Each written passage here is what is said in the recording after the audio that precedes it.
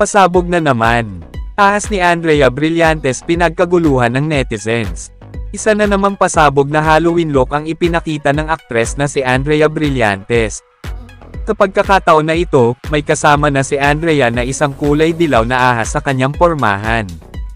Ang nasabing ahas ay nakapalibot pa sa katawan ng aktres. May hawak din na apple si Andrea at kapansin-pansin din ang sungay nito.